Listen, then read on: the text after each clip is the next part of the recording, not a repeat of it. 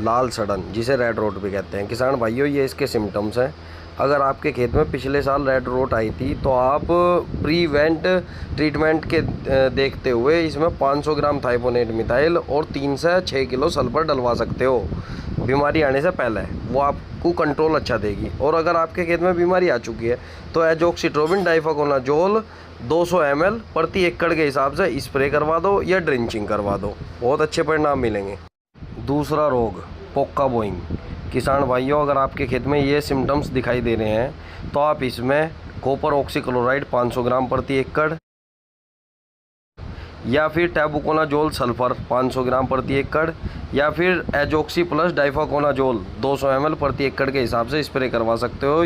किसान भाइयों यह है तीसरा रोग जिसे कंडुआ भी कहते हैं, ब्लैक स्मट भी कहते हैं और चाबुक रोग भी कहते हैं गन्ने में।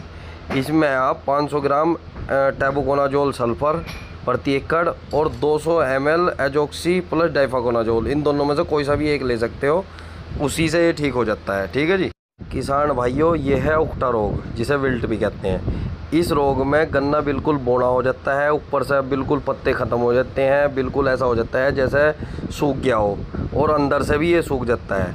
किसान भाइयों इसका एक ही कंट्रोल कर सकते हो आप, इसके आने से पहले या तो COC की इसमें ड्रिंचिंग कर दो या फिर एजोक्सी डाइफाकोनाजोल की ड्रिंचिंग कर दो इसमें आने से पहले, या फिर एक समाधान है इन सभी रोगों का, ट्राइकोडर्मा अपने घर में तैयार कर लो पुरानी कूड़ी की खाद में, उसे बखेर दो। रेड रोट पे भी कंट्रोल कर लोगे आप, विल्ट पे भी कंट्रोल कर लोगे और जितने भी ज़मीनी फंगस के रोग हैं उन सभी पे आप कंट्रोल कर लोगे। तो किसान भाइयों ट्राइकोडर्मा का सही इस्तेमाल करो, वही आपको इन रोगों से बचा सकता है। किसान भाइयों ये है घसोला रोग, इसे आप एक तरह का वायरस कह सकते हो। ये रस चूसने वाले कीटों के थ्रू होता है।